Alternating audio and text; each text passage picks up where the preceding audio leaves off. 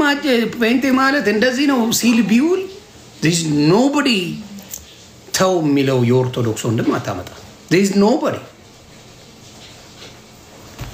አቤል አቡና ግን ያው ስራዋ ምንም በወንጌል ማንም ፈልጎ መድረክ የሰጠው መንገር ላይ እንትን ላይ ክርስቶስን መስበክ የሚችልበት አጋጣሚዎች በአሁን ሰዓት የተፈጠሩለት ስላልሆነ በቃ አረ ጴንጤዎች እንዲያሉ ኦርቶዶክስን ለማጥፋት ምናምን እያለ ድራማ ይሰራል።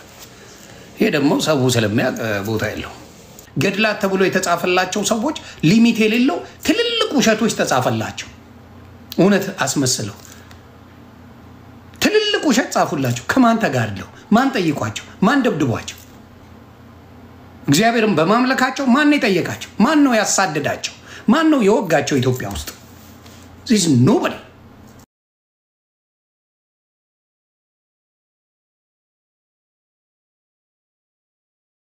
ለገነገር አንድ የኦርቶዶክስ ወንድም ቢል ማንም የኦርቶዶክስ ልጅ አይነሳበትም። አንድ የኦርቶዶክስ ልጅ ጴንጤን እንደፈለገ ቢቀጠቅጠው አንድ የኦርቶዶክስ ልጅ መጥቶ ተው ጴንጤ እንዳይባልም አይልም።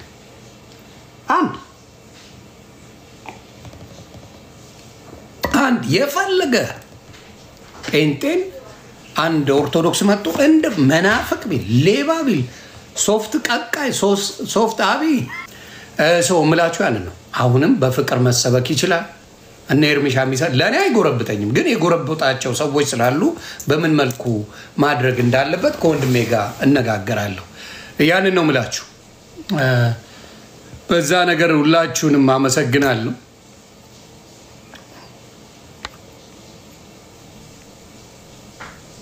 ያ እንትና ዙዙ ስትመጣ ነገሩኝ ልቀጠቅጣት ህልም ላይ ነኝ ሐሳብ ላይ ነኝ እና ያን ነው ምለው። ስለዚህ አሁንም ምለው አሁን ለምሳሌ ማንም ተነስቶ እንዳልኳችሁ ሀቅ እንነጋገር ጴንጤን ሲሰድብ ቢውል ተው የሚለው የለም። ሰዎች አያስተውሉም። አያችሁ አንድ የኦርቶዶክስ ወንድም ተነስቶ ጴንጤን ሲጠራረግ ቢውል ሲሰድብ ቢውል መዝሙር ጋብዛል ሲሰድብ ቢውል ለምን እንዲያረክ ተው እንደዚህ አይባልም የሚለው አንድ ሰው አታመጣ። አንድ ሰው ነው ማወራ። አቤል ግን እንደዛ አይነት ባህሪ ያለው ምን ያረጋል? ኦርቶዶክሶችን ያስደሰተ ይመስላል። ስንት ጴንጤ ሲረገጥ ሲውል ምንም ምክንያቱም ጴንጤ መልስ አይሰጥም። ለዛ መልስ የለውም። ለዶንኬ ስለ ስሜት የተጠላችሁ ትሆናላችሁ የሚለውን በደንብ የሚያውቅ ማህበረሰብ ነው። እሺ ለዘግብ የቀለሜና እኔ ነበር ስሰድብ የነበረው። አንድ ቀን ኤርሚያስ እኔን ተናግሮኝ ያውቃል? ለአንድ ቀን ኤርሚያስ ወንጌላዊ ኤርሚያስ እንደፈለኩ ስሰድበው ለአንድ ቀን ተናግሮኝ አያውቅም። ስድብ በኮንቴነር ያለው የት እንደሆነ ራሳችሁ ትመልሳላችሁ።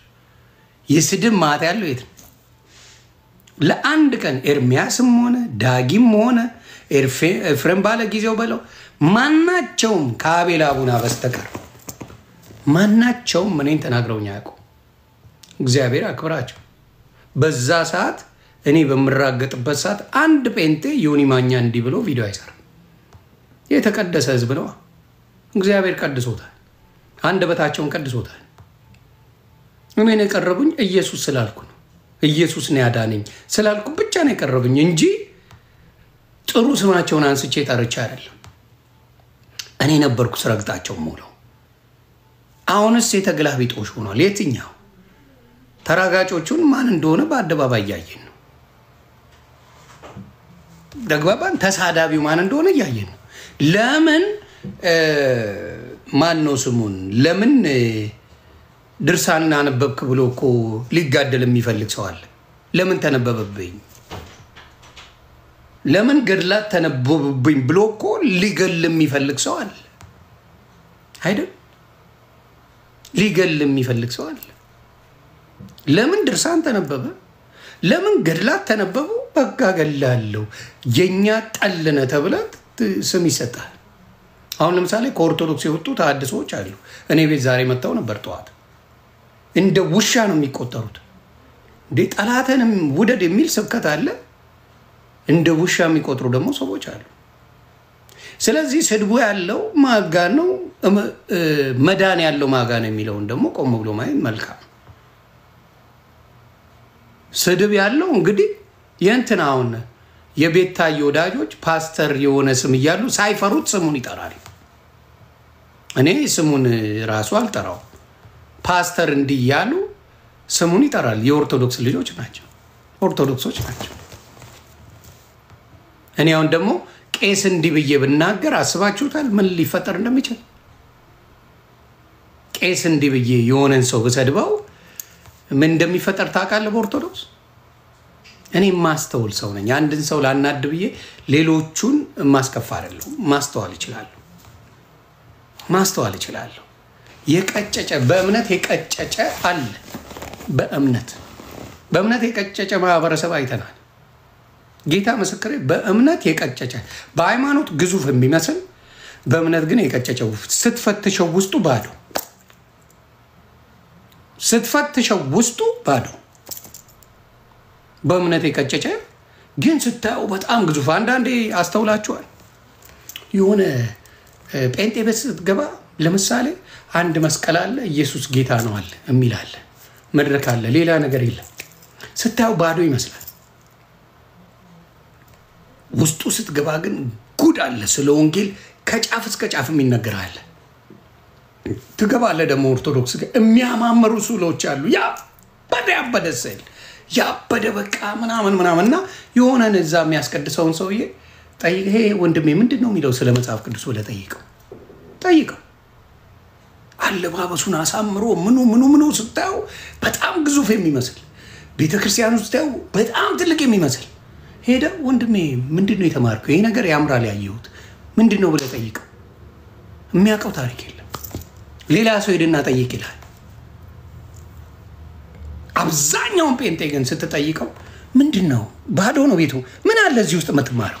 ምንድን ነው አዳራሽ ነው፣ ምንም ነገር የለም። ምን አይቼ ልማር ስትለው ናይልና ገለጥ ያደርግልህና መጽሐፍ ቅዱስ ጌታ ኢየሱስ ይሄን ይላል፣ ጌታ ኢየሱስ ይሄን ይላል፣ ጌታ ኢየሱስ ይሄን ይላል፣ ጌታ ኢየሱስ ይሄን ይላል እያለ ቁጭ ያደርጋል። ያንን ሁላ የሚያሸበርቅ ነገር ይዞ አጠገብ ቁጭ ማለት አይችልም። አይደንቅም? ያንን ሁላ ግዙፍ ነገር ይዞ እንደ ጎልያድ ማለት ነው። ጎልያድ አሁን በጣም ግዙፍ ነው፣ ያስፈራ ነበር፣ በጣም ያስፈራ ነበር ጎልያድ። ማንም ቀና ብሎ የማያየው ጉልበተኛ ነበር። ዳዊት ናት መጣ የ11 ዓመት እረኛ፣ እኔ ነኝ እኛውን የምጥለው አይረባም ያለችው። ዳዊት በወንጭፍ ላጥ የጌታ ነገር ያለው ምንም የሌለው ይመስላል። የጌታ ነገር የሌለው ግን ግዙፍ ኃያል ይመስላል። ይሄ ነው ልዩነቱ። ስለዚህ እኔ ገጥሞኛል በጣም ትልቅ የመሰሉኝ ሰዎች እቺን የምታላክለውብኝ፣ በጣም ትንሽ የመሰሉኝ ሰዎች ደግሞ ግዙፍ ሆነውብኝ አይቻለሁ። ኢትዮጵያ ጓደኞች አሉ። ያው ዮኒ ቬጋስ ባለ ሀብት ስለሆነ ያውቁታል። ግን ከዮኒ ቬጋስ ውጭ የሆኑ የራሱ ካምፓኒ ጌታ ምስክሬ ነው የምላቸው የራሱ ካምፓኒ ሰዎች ማን እንደሆነ እንኳን አያውቁት። አብረን ሄደን ገብተን የዛሬ 15 ዓመት የሄድኩ ጊዜ በአሁኑ አይደለም፣ አሁን ከኢትዮጵያ ውጭ ስለሆነ ነው። ወዳጄ ሄደን የሱ ፋብሪካ ነው ሄደናል፣ ገባን። አያውቁኝም እኮ ገባን። ይሄ ነገር ከዚህ ነው የሚሰራው ምናምን እያለ ብቻ ይነግረኛል። እነሱ አያውቁም መሆኑ፣ ዝም ብለው ተራሰው መስሏቸው ዝም ብለው አያውቁትም ጭራሽ ማን እንደሆነ። ለምንድን ነው ስለው ያወቁኝ ጊዜ በመመጣበት ጊዜ አክት ያደርጋሉ፣ እንደሚሰሩ ቢዚ እንደሆኑ አክት ያደርጋሉ። አለማወቃቸው ለነሱም ለኔም ኮምፎርት ይሰጣል። ስለዚህ ማን ጥሩ እንደሰራ ማን እንዳልሰራ ማየት ይችላል። እንደዚህ አይነት የረቀቀ ጭንቅላት ያላቸው ሰዎች ምን ያደርጋሉ? ግዝፍናቸው እንዲታይላቸው አይፈልጉም። ትልቅነታቸው እንዲታይላቸው አይፈልጉም። አሁን እነ ጳውሎስ ሲሰብኩ የነበረው እየተገረፉ እየተቀጠቀጡ ምናምን ግን ገስዋል ይፈውሱ ነበር። እየተባለ ይፈውሱ ነበር። ኢየሱስ ክርስቶስን በበረት ስለተወለደ ይንቁት ነበር። ኢየሱስ ክርስቶስ የሚንቁት እንጂ የሚያከብሩት ብዙ አልነበሩ። ከዛ በኋላ የሚያረጋውን ሳይ እየተከተሉት በ3 ዓመት ውስጥ ትልቅ ለውጥ አምጥቶ ሞት እንድል አድርጎ ይህን ያህል ዓለም ላይ ተከታይ እንዲኖረው አድርጓል ኢየሱስ ክርስቶስ። አሁንም እምላችሁ ነገሩን ስላገዘፋችሁት ብቻ እናንተ ቤታችሁ ትልቅ ነው ማለት አይደለም። እዛ የገዘፈ ቤት ውስጥ የሚወጣው ንግግር ከዛ ቤት ውስጥ ሲወጣ ምንም ቁም ነገር አልባ አይደለም። በየሜዳው ላይ የሚሰራው በየሜዳው ላይ የሚከናወነው ነገር ከዛ ሲወጣ እዚህ ግባ የሚባል አይደለም። ከዘማሪዎቻቸው ይልቅ ዘፋኞቻቸውን ያውቃሉ፣ ያከብራሉ። ከዘማሪዎቻቸው ነው ማውራ። ዘማሪዎቻቸው አሉ እኮ ከዘማሪው ይልቅ ዘፋኞቻቸውን የሚያውቁበት ነው። ስለዚህ ይመስላል ግዙፍ፣ ውስጡ ግን ገለባ ነው። ስታየው ውስጡ ገለባ ነው። ትልቅ ይመስላል፣ ውስጡን ስታየው ምንም ነገር የለውም። እንደዚህ አይነት ብዙ ሰዎች አሉ። አሁን ለምሳሌ በሴቶች ማየት ትችላለህ። እማማ ዝናሽን ማንን ማስመሰል ትችላላችሁ? ሶሻል ሚዲያ ከሴቶች በቁንጅና አንደኛ ማናት? በእናንተ በምታዩት እስቲ ዘግቡኝ። ማናት? ሶሻል ሚዲያ ወይ በፊልተር በሉኝ ወይንም በቁንጅና ማናት? ሶሻል ሚዲያ ላይ በመልክ ጥሩልኝ። በመልክ ማናት?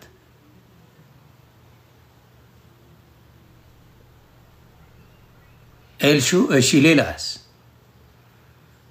ጂጂ ዝሆን ይቀር ይበላችሁ እናንተ።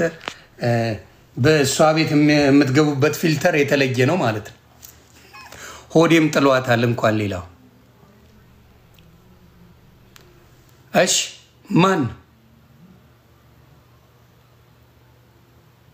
ሌንዚ።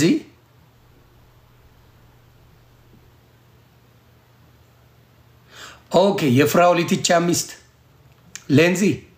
ኦኬ እንውሰድ ሌንዚ። አንድ ሴት ተቀባብታ ሌንዚን መምሰል ትችላለች። ከባድ አይደለም። አሁን ለሴቶች አጭር ቢሆኑ ሂል ጫማ አለ። ወፍራም ቢሆኑ የሆነ የሚጠመጠም አለ ጥምጣም። ሆዳቸውን ጠምጥመውት ቀጭን ሆነው ሽንቅጥ ብለው 8 ቁጥር ሆነው መምጣት ይችላሉ። መቀመጫ ከሌላቸው ያ ባለ ስፖንጁን መግዛት ይችላሉ ወይም ማስጨመር ይችላሉ። ቆልለውት መምጣት ይችላሉ። ከላይም ለጥ ይበሉ ከሆነ አሰርተውት ብራንድ አድርገው ማምጣት ይችላሉ። ሙሉ ነገሩን ማስተካከል ይቻላል። ተግባባ? ስለዚህ የተቀባባ ነገር ነው ማለት ነው። የሆነ አይደለም ግን ተቀባብቶ ሌንዚን ለመምሰል አሁን ሌንዚን ለመምሰል በፊልተርም በምንም መሆን ይቻላል። ኦሪጂናል ግን አይደለም። ገለብ ስታደርገው ሌንዚ የመሰለች ከፈትፈት አድርገ ነገሩን ስትገላለጠው እማማ ዝናሽ ሆና ቁጭ ትላለች። ሌላችሁ የምፈልገው እንደዛ ነው። የገዘፈ ነገር አድርገ የምታየው ነገር ውስጡን ገለብ ስታደርገው ምንም ከሌለው እዚ ሰምቴ። ለዚህ ነው ስትገባም ስትወጣም ጴንጤነት ክርስቶስ ነው። ስትገባም ያለው ክርስቶስ ነው የሚነገር። ገና ስትገባ ሚስጥር ነው ተብለ አይደለም። ኢየሱስ አዳኝ ነው ተብለ ነው የምትገባው። ስትወጣም ባዳኝነቱ ካላመንክ ነው የምትወጣው። አዳኝ ነው፣ ምንም የሚደበቅ የለም፣ ሚስጥር የሚባል የለም፣ ግራም የሚያጋባ የለም፣ ኮንፊውዝ የሚያደርግ የለም። ስትገባም ያንን ነው ኢየሱስ ነው የሚጨመርልህ የለ። ኧረ ይህቺ የምትጨመር ቆይ ይሄ የሚጨመር እንትናም ይምጣ እንትናም እኮ ታሪከኛ ነው ገድለኛ ነው እስካቦኛ ነው የሚባል ነገር የለም። ስትገባም ኢየሱስ ነው፣ ስትወጣም ኢየሱስ። ግራጁዌሽንም ላይ ኢየሱስ ነው የሚመሰገነው፣ ስትሞትም ኢየሱስ ነው፣ ስትወልድም ኢየሱስ ነው የሚመሰገነው። ገስዋት ሀዘንም ላይ ግራጁዌሽንም ላይ ክርስትናም ላይ ምንም አይነት ላይ ያለው ኢየሱስ ነው። ሌላ የሚደባለቅ ነገር የለም። ስለዚህ የሚለየው ያ ነው። ክርስትና ከሌሎች የሚለየው የትም ቦታ ላይ ስሙ የሚጠራው ኢየሱስ ብቻ ነው። እያንዳንዱ መርጠ ቦታ ላይ ግን እዚህ ቦታ ኢየሱስ ጠራለሁ፣ እዚህ ቦታ የሆነ እንጠራለሁ፣ እዚህ ቦታ የሆነ እንጠራለሁ፣ በዚህ ቀን የጥን እንጠራለሁ የሚባል እምነት ጴንጤ ጋር አታመጣ፣ ሊኖርም አይችልም። እዚህ ጋር ቆይ የሚባልለት ኢየሱስ የለኝም። ለዛ ነው የምወደው፣ ብቻውን የማከብረው፣ የሚያድነው እሱ ነው የምለው ለዛ ነው። በዚህ አጋጣሚ አሁንም እናገራለሁ፣ አማራና ትግራይ ክልል ላይ ኢየሱስን መስበክ ወንጀል ነው። መንገድ ላይ ሆነ ከወሎ በስተቀር መንገድ ላይ ሆነ አማራ ጎንደር ላይ ጎጃም ላይ እንዲሁም ትግራይ ላይ መጽሐፍ ቅዱስ ይዘ ኢየሱስ ጌታ ነው ብለህ ብትሰብክ እጅ እዛው ይቀራል፣ ይቆርጡታል። በግልጽ ነው የምናገረው። ወደፊት ግን የሚስተካከል እዛ ሆኖ ጴንጤ ሆኖ በሰላም የሚኖር አለ ብዬ አላስብም። መዋሸት አልችልም። ሐቁን ነው የምነግርህ። ወደፊት ግን ወንጌል ይሞላል፣ እዛ ወንጌል ይገባል፣ ኢየሱስ ይሰበካል፣ ኢየሱስ ከፍ ይላል። መናደድ ይቻላል፣ ግን እውነቱን ከመናገር ወደኋላ የምንለው አይደለም። እና አሁንም የኢየሱስ ስም ሲጠራ የሚከፋ አብዛኛው ካየ የኦርቶዶክስ ወንድምናቶቼ ናቸው። ኢየሱስ ሲባል ኩርፊያ የሚያስብ ሌላ ሰው አልተጠራም ብሎ የሚያስቡበት ነገሮች እያየው የሚከፋቸውን ነገር አይቻለሁ። ምንም ማለት ኢየሱስ ስትል የሆነ አብሮ መጠራት አለበት፣ እናቱ መጠራት አለባት፣ ወይ የሆነ ጀለሱ መምጣት አለበት ብለው የሚያስብ አስተሳሰብ ይዘው መጥተዋል። የቅሬታ መንፈስ አለ። ለምን ያስለመዷቸው ከ30ዎቹ 3 ቀኖቹ የሱ ናቸው። ሌሎች ጀለሶች አሉት። በ6 ብለው ደርበውበታል አርሴማን። ከሱ ይልቅ አርሴማ ተከብራለች። 6 ወጥቷል። 27 መድኃኔዓለም ነው፣ ከ28 አማኑኤል ነው፣ 29 ባለ እግዚአብሔር ነው። ከነዚህ 3 ቀናቶች ውጪ ቦታ የለው። ከሌሎቹ እኩል ተስተካክሏል። ስለዚህ ለብቻው ስትናገር ቅሬታዎች ያስፈጥራል በኢየሱስ ላይ። አረ የሱ ነው ቀናቶች ሁሉ ስትል ነው ይሄ ቀን የእንትና ነው ይሄ ቀን የእንትና ነው ብሎ ግርግር ይፈጥርልሃል። የሚከፋቸው ለዛ ነው ያስለመዷቸው። ከቅዱሳናቶቹ አንዱ አድርገው ስለሆነ ብቻውን ስሙን እየጠራው ስትሄድ ሌሎቹን ካልጠራ ቅሬታ አለ፣ ውጊያ አለ። ከዛ ምን ያደርጋል? ኢየሱስ እየደረመሰው ያንን ስራ እያጠፋው፣ ኢየሱስም ኃያል ስለሆነ እያጠፋው አሁን የሚያስደነግጥ ነገር ላይ ሰምቻለሁ። እኔ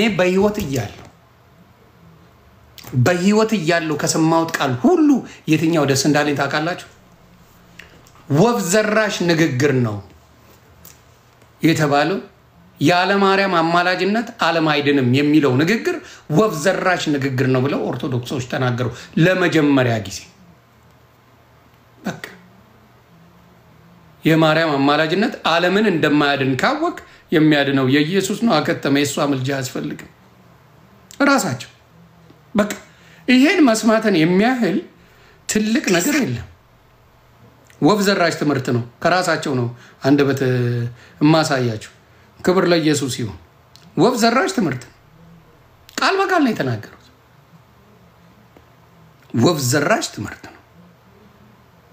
ስለዚህ በቪዲዮ ካለውና ከተነጋገሩት ክብሩን ጌታ ይውሰድና እኔም ማለት የምፈልገው እሱ ብቻ የሚሰናከሉ ከሆነ አንተ በምታብራራው ማብራሪያ ሰዎች ከመስመር የሚወጡ ታፕ ኮፒ ሊንክ ለተወሰነ ቀን ባታብራራ ቅር ይላል ማለት ከዲቤቱ ባሻገር ማለት ነው። ዲቤቱ እንዳለ ይቅርብህ። እሱ አብረን ተያይዘን ነው የምናልቀው። አብረን ተያይዘን እናልቃለን። ለምን ግን እስቲ ስሙልኝ። አብረን ተያይዘን ነው የምናልቀው ሲባል ምን ታስበው ነው? ንገሩኛ እንዴ። አብረን ተያይዘን እናልቃለን ሲባል ምን ማለት ነው? ክርክሩን ውይይቱን አቁም። አብረን ተያይዘን እናልቃለን። እስከ ዛሬ ዲያቆናቶች የተማሩት ትክክለኛ ትምህርት አይደለም ማለት ነው። እስቲ ስሙ። ሰዎች የሚሰናከሉ ከሆነ አንተ በምታብራራው ማብራሪያ ሰዎች ከመስመር የሚወጡ ከሆነ ለተወሰነ ቀን ባታብራራ ቪዲዮ ሲሆን አሳያችኋለሁ። ስሙ ማለት ከዲቤቱ ባሻገር ማለት ነው። ዲቤቱ እንዳለ ይቅርብህ። እሱ አብታይዘን ነው የምናልቀው እንጂ ስተት ነው እኮ ሙሉ ሂደት እንቅስቃሴ በሙሉ ስተት ነው። ግን ስተት ማን አስተማረው? ለምሳሌ አንድ ዲያቆን ቢሳሳት የስተት ትምህርት ያስተማረው ማን ነው? ቤተክርስቲያኗ ናት። ሌላ ሰው አላስተማረው። ማን ያስተማረው የስህተት ትምህርት? ቤተክርስቲያን። ከኪሱ አውጥቶ የተማረው ትምህርት አይደለም። ድቁና ሲሰጥ በስነ ስርዓት በሹመት ነው። በስነ ስርዓት ብዙ ዘመን ተምሮ ነው። ዝም ብሎ የሚሰጥ አይደለም። እስቲ እንዴ ያውኛው ጋር አይልምጡን በዛው ልክ እንዳታስበላን ለማለት ነው። ሌላው ግን ያልካቸው ቀድማውን የሰማሁት ቪዲዮ ላይ የሰማኋቸው ወደ 8 ፋውሎች አሉ። 8 ፋውል እንግዲህ አንዲት ቪዲዮ ላይ 8 ስህተቶች ከባድ ናቸው።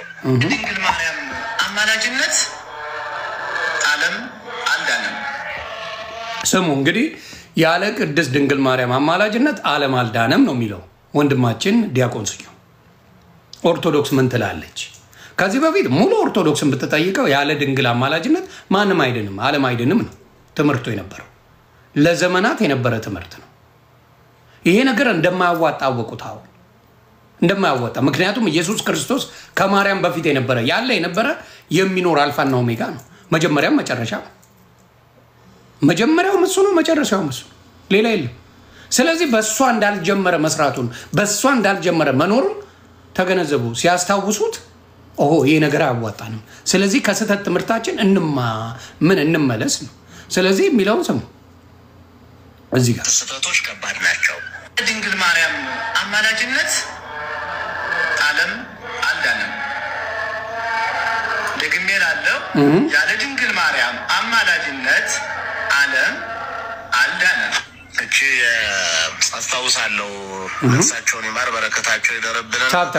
ነፍሳቸውን ይማር በረከታቸው ይደርብን። listen to this የስህተት ትምህርት መሆኑን የምታውቀው ነፍሳቸውን ይማር በረከታቸው ይደርብን ማለት ነፍሳቸው ገና አልተማረም ማለት ነው። እርግጠኛ አይደላችሁ። እርግጠኛ ባልሆነ ነገር ላይ ምን መሆን አይቻልም፣ መዳን አይቻልም። እኔ እርግጠኛ በሆንኩ ነው፣ በእኔ ስራ አይደለም የዳንኩ። ክርስቶስን ስቀበል ግን ድኛለሁ። አዲስ ፍጥረት ሆናችኋል ይላል መጽሐፍ ቅዱስ። ድኛለሁ።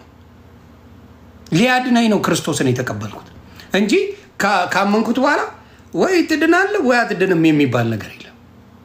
ካመንከው ከተቀበልከው በኋላ ክርስቶስ አዳኝ ነው። 4 ነጥብ። ዛሬ ከኔ ጋር በገነት ትገባለህ ነው ያለው ዛሬ። ስለዚህ ልትድንም ላትድንም ትችላለህ፣ በጌትነቱ ግን እመን የሚባል ትምህርት የለም። ነፍሳቸውን ይማርና ካልከኝ ያልዳነ ሰው ለእኔ እንዴ በረከት ይሰጠኛል? አልዳንም እኮ ገና ስራ ሰርቶ ይድናል ብላችሁ የምታምኑት ሰው አልዳነ። የዳንኩት ነው አለ። የሆነ ቦታ ስራ ስቀጠር ስሰራ ደሞዝ ይከፈለኛል ብዬ ነው ተቀጥሬ የምሰራው። በገንዘብ ተስማምቻለሁ፣ ይህን ስራ ይሰጠኛል፣ ያንን እሰራለሁ። ገስዋት አም ጉድ። ከዛ ጠይቃለሁ። ስለዚህ በዛ ስራ ተቀጥሬ ገንዘብ ካልተከፈለኝ አልሰራ፣ መክሰስም እችላለሁ። በክርስቶስም ድኛለሁ። ልክ ክርስቶስን ሳምን ድህነቱ ተፈጸመ። በቃ አምኛለሁ፣ ተሰርቷል፣ ዋጋ ተሰጥቶኛል። ናው ስራውን ነው የምሰራው። ምን አይነት ስራ? የቅድስና ስራ። አባት ስብከት ናት። ያለወላዲተ አምላክ አማላጅነት ዓለም አይድንም። በቃ ተጨማሪ ስብከት የለቻቸውም። እንወዳቸዋለን። መልካም ሰው ነበሩ። እንዲያውም በስምድናም ሳንጠጋጋ አንቀርም ይመስለኛል። የእሳቸው የግል ስብከት ናት እቺ። በቃ ሄደዋል። የግል ስብከት ናት። ፍቅራቸውን ሲገልጡ ኖረዋል። ምክንያቱም ምንድነው እዚህ ጋር የምናገረው ስለ ማርያም ትልቅ አርገ መናገር በረከት የምታገኝበት ይመስለዋል። ሰው የሚሸወደው ወዛ ነው። ስለ ማርያም ትልቅ አርገ መናገር በረከት የሚያመጣ ስለሚመስለው ነው ሰው የተሸወደው። ይሄንን ደግሞ ያደርጉት የድሮ አባቶች ናቸው። ወንጌልን አጣመው በመናገር ወንጌል በማርያም እንደተገኘ አርገው መስበካቸው ትውልዱ ልትፈርድበታችሁ። ትውልዱ መጥቶ አብዛኛውን ኦርቶዶክስ ከ60% በላይ ብትጠይቀው፣ የምን 60 ከ70% በላይ ብትጠይቀው ዓለም የሚደለው በማርያም አማላጅነት ነው ይላል። አሁን እንደ አዲስ ሊማሩት ነው አባቶች ነክተው። ይሄ የስህተት ትምህርት ነው። ወፍ ዘራሽ ብሎ የሚናገርም ደግሞ አደባባይ አመጣለሁ፣ ቀርጻችሁ ፖስቱት። ራሱ ከኦርቶዶክስ አባት እንተ ግን አትሆንም። አሁን በዚህ ዘመን መጻሕፍት ተጽፈው ታፕታፕ የኔዎቹ ተባረኩ የሚያል ስልክ በሙሉ በስንት ሚሊዮን የሚገመቱ መጽሐፍት ይዞ መጽሐፋዊ ሐሳብ የሚያረታ ነው ሲሰማ ለጆሮም ለሁሉም ይጣፍጥ መልስ ሲሆን ነው የሚያምረው እንጂ ያለ እመቤታችን አማላጅነት ዓለም አይድንም ይለው አይባልም። ያ ማለት ኢየሱስ ክርስቶስ መምጣት ኢየሱስ ክርስቶስ ቤዛነት ደሙ ዋጋ ሁሉ ዜሮ ባዶ ሆነ ማለት ነው። እሷ ባትወልደው አንድንም ነበር እሱም ሌላ ነው ብዙ ያስከደናል እንጂ እሱም ቢሆን መንገድ ያበላሻል። መውለድ ሌላ ነው፣ መለመን ሌላ ነው፣ ማስታረቅ ሌላ ነው፣ ስራ መስራት ብርክ ያርጉታል ሌላ ነው። እንዲህም የሚል ሐሳብ ጭራሽ ከአንድ ክርስቲያን ማለት ከአንድ ዲያቆን አንጠብቅም። አቅቶት መጠየቅ የሚፈልግ ከሆነ አሁን እንዲህ አይነት ጥያቄ ታፕታፕ ሄዶች ተባረክ ከመምራን ዞር ብሎ ይጠየቅና በዛ በኩል ነው የሚመስለው እንጂ እንዲህ ቀጥታ ይዞ አይመጣም።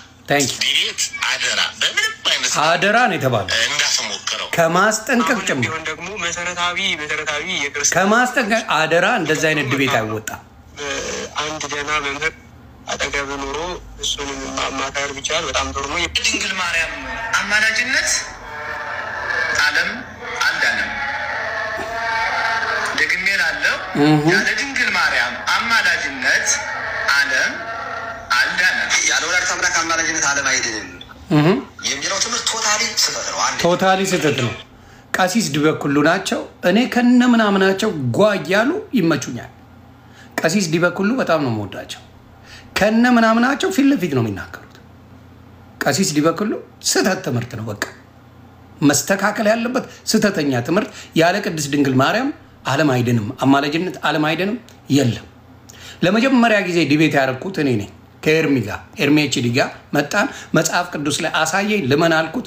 ለብዙ ሰዓት ተከራከርን። የለም ተቋጨ። እንዲህ የሚባል ትምህርት የለም። ዓለም ያለ ቅድስት ድንግል ማርያም አማላጅነት አይድንም ተብሎ የተሰበከው ስብከት የስህተት ስብከት እንደሆነ አንድ አስተማሪ ዝም ብሎ ደስ ብሎት ማንም ማለት ይችላል። አሁን በቅድስት ድንግል ማርያም ላይ የፈለከውን ሹመት በሰጣት ቅር የሚለው ሰው የለም። በኦርቶዶክስ ችግሩ ያ ነው። የፈለከውን ሹመት መስጠት ትችላለህ። የፈለከውን መዝሙር ስለሷ መዘመር ትችላለህ።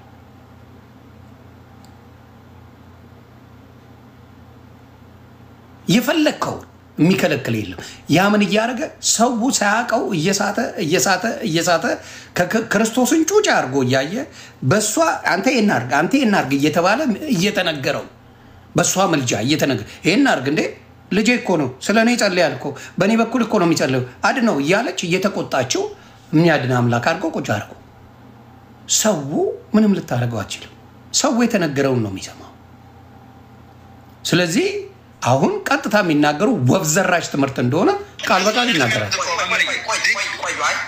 እዚህ ጋር ታቆ የሚመጣ ነገር መኖር የለበትም። ይሄ ኢንቴንሽናሊ ምን የሚል ማጠቃለያ ይሰጣል። ዓለም ሄዳ ነው በምልጃ ነው የሚል ይይጋው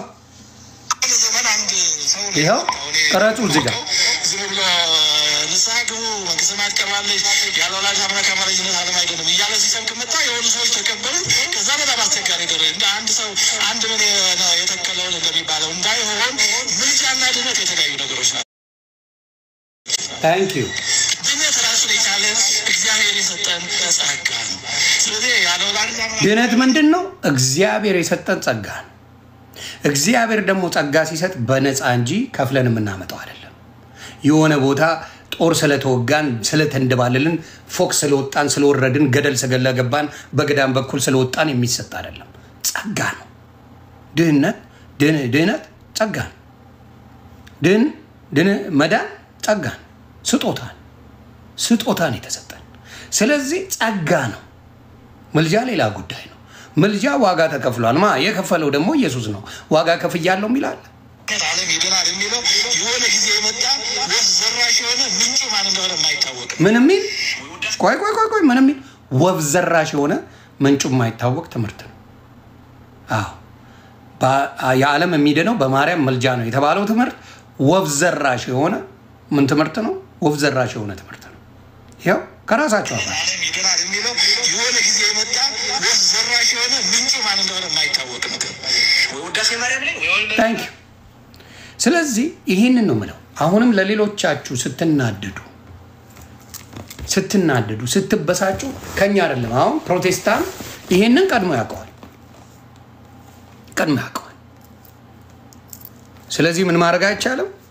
መካከለኛ የሆነው ኢየሱስ ክርስቶስ ነው ምኑ አዳኝ። ይሄንን ከተባለ ምን ይሆናል ማለት ነው? መልጃው ካልሰራ ማን ነው የሚሰራው ነው ጨዋታው። እንግዲህ በማርያም መልጃ ዓለም አይድንም የሚለው ትምህርት የተሳሳተ ነው ተብሏል። ናው ምን ሊፈጠር ይችላል ነው ጥያቄው። ምንድነው የሚፈጠረው? ምንድነው የሚሆነው? ማን ነው የሚያድን አይደል ጥያቄው? ማን ነው የሚያድን አይደለም ወይ ጥያቄው ነው ጨዋታው። እንግዲህ ኦኬ ዓለም በማርያም መልጃ የማይድን ከሆነ በማን መልጃ ነው የሚድነው? እስቲ መጽሐፍ ቅዱስ ምን ይላል? የምትጠሏት ጥቅስ አንዳንዶቹም የቀየሯት ጥቅስ አለች። ሮሜ 8:34 ምን ይላል? ከሱ በፊት 33ን ጀምር። እግዚአብሔር የመረጣቸውን ማን ይከሳቸዋል? የሚያጸድቅ እግዚአብሔር ነው። የሚኮንንስ ማን ነው? ማን ነው የሚኮንነን? የሞተው ይልቁንም ከሙታን የተነሳው በእግዚአብሔር ቀኝ ያለው ደግሞ ስለኛ የሚማልደው ክርስቶስ ኢየሱስ ነው ይላል መጽሐፍ ቅዱስ። እንግዲህ እግዚአብሔር ያሳያችሁ ምን ይላል? የሞተውም ከሙታን የተነሳው በእግዚአብሔር ቀኝ ያለው ደግሞ ስለኛ የሚማልደው ክርስቶስ ኢየሱስ ነው። ከክርስቶስ ፍቅር ማን ይለየናል ይላል? መከራ ወይስ ጭንቀት ወይስ ስደት ወይስ ራብ ወይስ ራቁትነት ወይስ ፍርሃት ወይስ ሰይፍ ነውን? ስለ አንተ ቀኑን ሁሉ እንገደላለን፣ እንደሚታረዱ በጎች ተቆጠርን ተብሎ እንደተጻፈ ነው ይላል። ምን አለ? በዚህ ሁሉ ግን በወደደን በእርሱ ከአሸናፊዎች እንበልጣለን ይላል። ስለዚህ መጽሐፍ ቅዱስ የሚነግረን ስለኛ የሚማልደው ኢየሱስ ክርስቶስ ነው ብሎ ነው መጽሐፍ ቅዱስ የሚናገረው። በእኛና በእግዚአብሔር መካከል ያለው ኢየሱስ ክርስቶስ።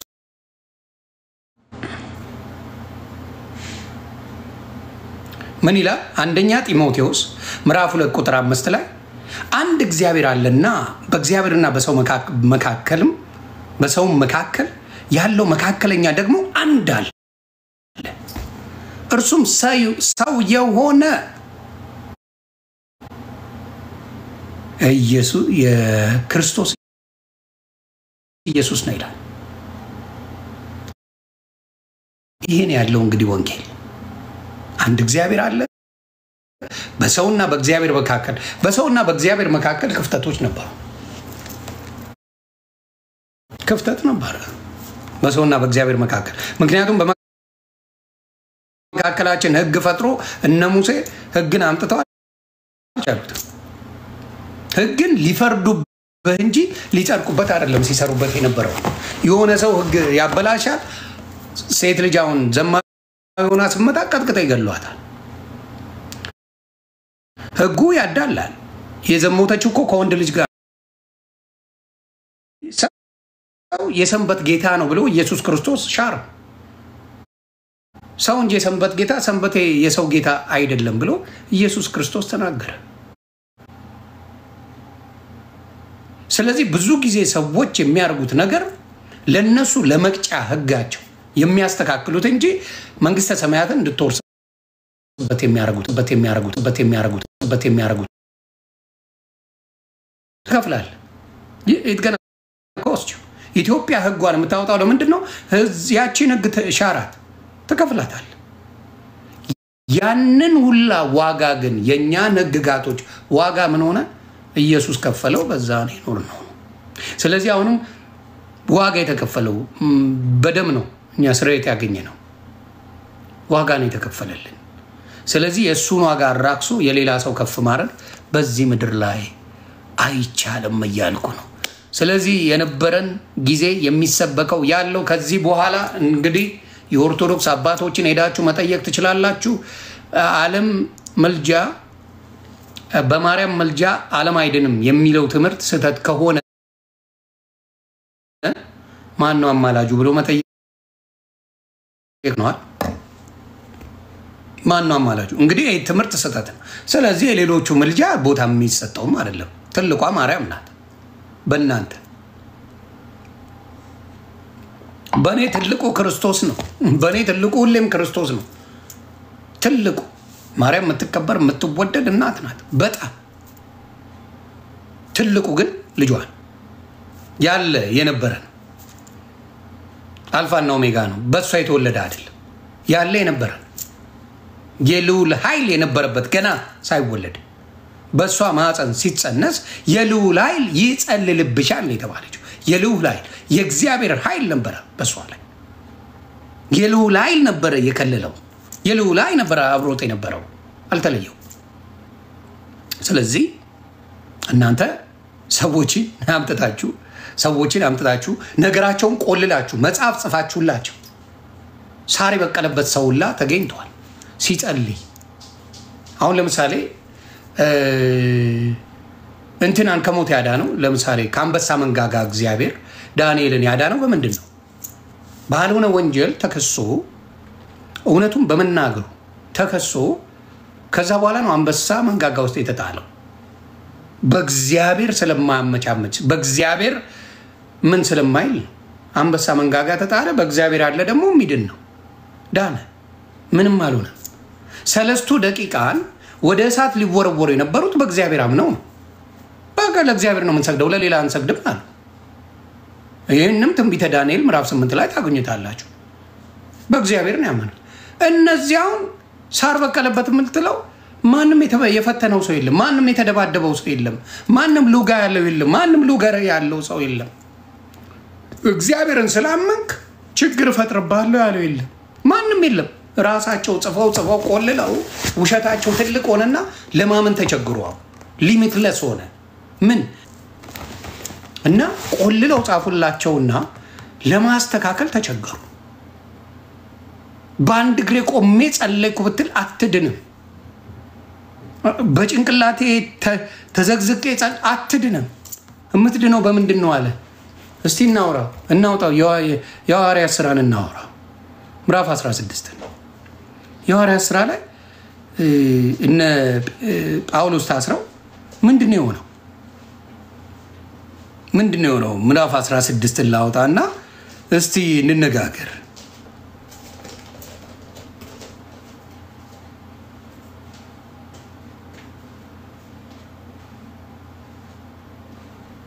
ምን ይላል? ከምዕራፍ እነ ጳውሎስ ምንድን ነው የተደረጉት? እስቲ ምዕራፍ 16 ቁጥር 24 ጀምሮ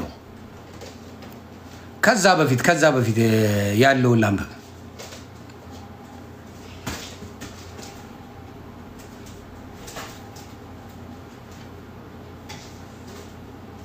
ይኸው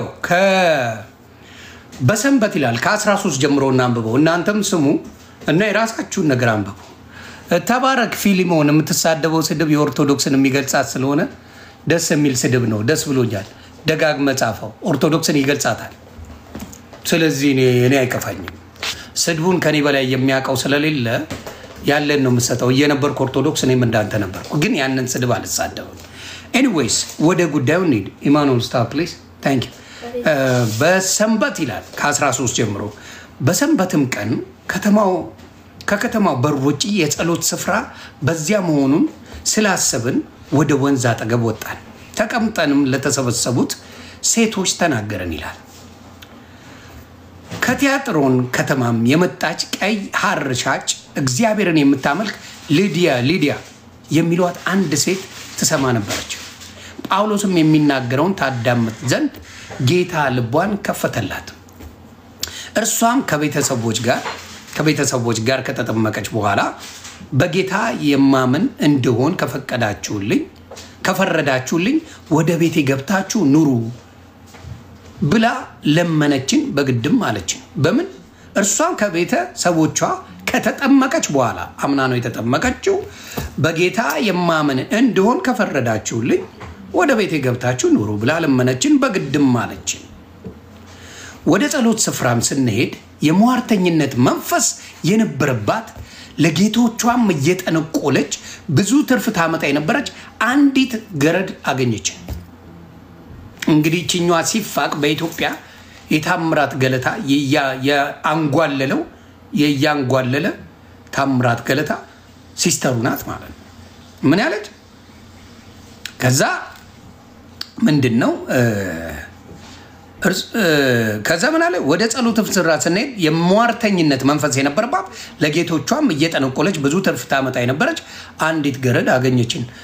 አባታችን ሲናገሩ መምህር ጌታቸው ምን አሉ? መምህር ቀሲስ ሲናገሩ መሪጌታ ምን አሉ? በዚህ ዘመን ቢሆን እየጠነቆለች ጥሩ ነገር የምታስገኝ ኢትዮጵያ ላይ ቢኖር ሰው ሁላ ወደ እሷ ሄድ ነበር። ጠንቋይ ቤት አብዛኛው አርቲስት ይሄዳል፣ አብዛኛው ባለ ሀብት ይሄዳል፣ አብዛኛው ወንጀለኛ ይሄዳል። ጠንቋይ ቤት የማይሄድ የለም። በነገራችን ላይ ታውቃላችሁ፣ የሚታወቅ ነው። ኢትዮጵያ በተለይ ማይም ስለሚበዛባት አብዛኛው መፍትሄ ያገኛለሁ ብሎ የሚሄደው የሚዘርፍበት ሾርት ከት የሚያደርጉበት መንገድ የሚሄድበት የጥንቆላ መንገዶች ብዙ አሉ። በጌታ ስም የተሰበረ ይሁን። ስለዚህ ምን አለች? እንኳን እሱ አይደለም ቤታዮ ጠንቋይ ቤት ሄዳለች፣ ስልኳ ተሰርቆባት ልታስወጣ ማለት ነው። በግልጽ ነው የምናገረው፣ የተናገረችው ታሪክ ስለሆነም ነው የምነግራችሁ። ጠንቋይ ቤት ያ ቃል ተብሎ ይኬዳል። እግዚአብሔር ቤት አይደለም፣ ጠንቋይ ቤት ይኬዳል። ስለዚህ ምን ይላል? ከዛ እርሷ ጳውሎስንና እኛን እየተከተለች የመዳን መንገድ የሚነግሯቸው እነዚህ ሰዎች የልዑል አምላክ ባሪያዎች ናቸው ብላ ትጮህ ነበር። ምን ናቸው? የልዑል አምላክ ባሪያዎች። ጠንቋዮች እንኳን ሐቁን ተናገሩት ስለ እግዚአብሔር ባርነት። የእግዚአብሔር ባሪያዎች ናችሁ እያለች ለምን የተከበረች ናት? ለምኖቹ ለዛ ሀገር ባለሀብቶች ምናምን ታሸክላለች፣ ቢዝነሳቸውን ታመጣለች፣ ኃይል እንዲኖራቸው ታደርጋለች። ምኑን የምታደርግ እርኩስ መንፈስ ያለባት ሴት ናት። ቃል በቃል ተናገረች። ምክንያቱም የጌታ ኢየሱስ ስም ሲነገር፣ የእግዚአብሔር ስም ሲነገር ዲያብሎስ ያብዳል፣ ሐቁን ይናገራል። ኢየሱስ ክርስቶስ ስንት ጊዜ ነው እንትኖች መጥተው ልታጠፋን ነው የት ልታረግን ነው ብለው ሮጠው ነው የሚጠይቁት። ወዲያው መንፈሱ ይጮሃል። ከዛ ምንድን ነው የሆነው? እዚህ ጋር ትጮህ ነበር አሉ። ምን እያሉ? እርሷ ጳውሎስንና እኛን እየተከተለች የመዳን መንገድ የሚነግሯቸው እነዚህ ሰዎች የልዑል አምላክ ባሪያዎች ናቸው ብላ ትጮህ ነበር። ይህንም እጅግ ቀን አደረገች። ጳውሎስ ግን ተቸገረና ዞር ብሎ መንፈሱን ከእርሷ እንዲወጣ በኢየሱስ ክርስቶስ ስም አዛለሁ አለ። ኢየሱስ ክርስቶስ ይሄ ነው ስራው። ጳውሎስ በእኔ ስም አላለም፣ በእንትና ስም አላለም፣ በቅዱሳን ስም አላለም። በማን ስም ነው ጳውሎስ የተናገረው? ያ ነገር እንዲወጣ ምንድን ነው ያለው? ጳውሎስ ግን ተቸገረና ዘወር ብሎ መንፈሱን ምን አለ? መንፈሱን ነው የተገናኘው። ምክንያቱም መጥፎ ነገር አልተናገረችም። እነ ጳውሎስ አያውቋትም፣ ይችን ሴት አያውቋትም። የእግዚአብሔር ባሪያዎች ናቸው ነው ያለችው። የተናገረችው ንግግር እኮ መልካም ነው። ለሌሎች ሲያዩ እንዴ እግዚአብሔር ባሪያዎች ናቸው፣ ኦኬ ዊ ጉድ፣ ምን ችግር አለ ነው። ጳውሎስ ግን መንፈሱ የማን መንፈስ እንደሆነ አወቀ። ለምን? ዲያብሎስ አታላይ እንደሆነ ታውቃላችሁ። በዚህ የእግዚአብሔር መንፈስ እንዳለባችሁ አድርጎ ሊሸውዳችሁ ይሞክራል። ዲያብሎስ ይችላል። የእግዚአብሔር መንፈስ አለባቸው፣ የእግዚአብሔር ባሪያ ናቸው ሲላቸው ማንም አይነካቸው። ታውቃላችሁ፣ ማንም አይነካቸው። የእግዚአብሔር ባሪያ ናቸው ካለ ማንም አይነካቸው። እሷም ያደረገችው ያንን ነበር። ምኑ እሷ ውስጥ ያለው መንፈስ ያደረገው ያ ነው። ለምን? ላጥ ብሎ መሄድ ይፈልጋል። መጨቃጨቅ አይፈልግማ። ጉዱ እንዳይወጣበት ይፈልጋል። ስለዚህ ገስዋዲ ዲድ እዚህ ጋር ያደረገውን መስማት ነው። ምን አለ? ይህንን እጅግ ቀን አደረገች። ጳውሎስ ግን ተቸገረና ዞር ብሎ መንፈሱን ከእርሷ እንድትወጣ በኢየሱስ ክርስቶስ ስም አዝዣለሁ አለ። በዚያም ሰዓት ወጣ። ናው ችግሩ ሊፈታ ነው። ናው ችግር ሊፈጠር ነው። ምን አይነት ችግር? ያ መንፈስ እንግዲህ ስራውን ሊሰራ ነው። ምን አይነት ስራ? ይወጣ የለ ሲወጣ ነገሮች አበላሽቶ ነው የሚወጣው። ምን አለ? ጌቶቿም የተርፋቸውን ተስፋ እንደወጣ ባዩ ጊዜ ጳውሎስና ሲላስን ይዘው ወደ ገበያ በሹማምንት ፊት ጎተቶና ጉሮሮን ይዘው ተያዙና ጎተቷቸው። ወደ ገዢዎችም አቀርበው እነዚህ ሰዎች አይሁድ ሆነው ከተማችንን እጅግ ያናውጣሉ። ማን ተናወጠ? የዲያብሎስ መንፈስ ስለወጣ፣ የዲያብሎስ መንፈስ ከዛ ሴት ላይ በጌታ በኢየሱስ ስም ስለወጣ ቢዝነሳቸው ስለተቋረጠ ጉሮሯቸውን ይዘው ምን ያናውጣሉ? አዎ የኢየሱስ ክርስቶስ ስም ለማያምኑት ያናውጠዋል። ለማያምኑት ይቸግራሉ፣ ለማያምኑት ይሰድባሉ፣ ለማያምኑት ይገዝታሉ፣ ለማያምኑት ተራ ስም ይሆንባቸዋል። ስለዚህ ይሄ ነው ክሳቸው። እንግዲህ በጌታ በኢየሱስ ስም ያንን መንፈስ ማውጣት፣ እርኩስ መንፈስ ማውጣት ለክስ ያቀርባል። ለክስ ትቀርባለህ። ከዛ ምን አሉ? ያናውጣሉ። እኛም የሮማ ሰዎች ሆነን እንቀበላቸውና እናደርጋቸው ዘንድ ያልተፈቀደልንን ልማዶች ይናገራሉ አሉ። ህዝቡም አብረው ተነሱባቸው። ገዢዎች ልብሳቸውን ገፈው በበትር ይመቷቸው ዘንድ አዘዙ። ራቁታቸውን አድርገው ተለበለቡ። አዲስ የነበረ ነገር አይደለም። ስለ ኢየሱስ ክርስቶስ በተናገርክ ቁጥር ገራፊ፣ ሰዳቢ፣ አንጓጣጭ ምን አይጠፋም። ቀድሞ ነው የሚናገረው። ስለ ስሜ የተጠላችሁ ትሆናላችሁ ይላል። የኢየሱስ ስትሆኑ ብቻ አኩራፊያችሁ ይበዛል። ወዳጅ ይርቃል፣ ዘመድ ይከፋል። ምን ይላል? ምንም ሌላ ልምምድ ስታረጉ አንድም ቀን በክፋት እናንተን አስበዋቸው የማያውቁት ስለ ክርስቶስ የክርስቶስ ወዳጅ ስትሆኑ መዳናችሁን ስትመሰክሩ ግን ፊታቸውን ያዞራሉ። ይሄ የተለመደ ያለ በእኔም የምታዩት ነው። በሺዎች ሰብስቤ ቁጭ ምል ሰው ነኝ። በመሳደብ በማንጓጥበት የማይገባ በማረግበት ሰዓት ወዳጆቼ ብዙ ነበሩ። ለምን ሙሉ ወዳጅ ቀርቶ ብቻዬን ብቀር ኢየሱስን ሰብከዋለሁ ብያለሁ። ይሄን ደግሞ የሚያሳየው ክርስቶስ ነው። እዚሁ ሚዲያ ላይ የሚታይ ነገር ስለሆነ እዚሁ የምታየው ስለሆነ በክርስቶስ ስለተሆነ ብቻ ጠላት ታፈራለህ። የክርስቶስ ስትሆን የገዛ ጓደኛ ሊርቅ ይችላል። የገዛ ጓደኛ ሴራ ሊሰራብ ይችላል። የገዛ ጓደኞቻችሁ ቤተሰቦቻችሁ ሌላ ልምምድ ብታረጉ ደስ ይላቸዋል። ትልቁ ሜንሽን የሚያደርገው ማርያምን ካድካት ይለዋል። ማርያምን ማን ካደ? እንግዲህ የማርያም አማላጅነት ኦርቶዶክስ ፎርሻ አረገችው። ወፍ ዘራሽ ትምህርት ነው። ዓለም የማርያም ምልጃ ነው የሚያድነው የሚለው ትምህርት ወፍ ዘራሽ ትምህርት የሆነ ሰውዬ ዝም ብሎ የቀባጠረው ነው ብለው መሰከሩ። ናው ወደ እውነተኛው እየመጣን ነው ማለት ነው። ወደ እውነተኛው ወንጌል እየመጣን ነው። ስለዚህ ምን ሆነ? እንዲመቷቸው አዘዙ። በብዙም ከደበደቧቸው በኋላ ራቁታቸው ነው፣ ልብሳቸውን ገፈው ነው እንግዲህ የተገረፉት። በብዙ ከደበደቧቸው በኋላ ወደ ወህኒ ጣሏቸው። የወህኒውም ጠባቂ ተጠንቅቆ እንዲጠብቃቸው አዘዙት። ልብ አድርገው ከተገረፉ በኋላ ምን ስላደረጉ? አጋንንት ስለወጣ ያስገርፋል። አጋንንት ስለወጣ ያስጠላሃል። አጋንንት አንተ ላይ መኖር እንጂ አጋንንት ከአንተ ወጥቶ ሰላም አይሰጥም። ቅጥ አድርገው ገርፈው ራቁታቸውን ከዛ ወደ ወህኒ ጣሏቸው። አስጠንቅቀው ትእዛዝ ሰጥተው እንዲታሰሩ ተደረጉ።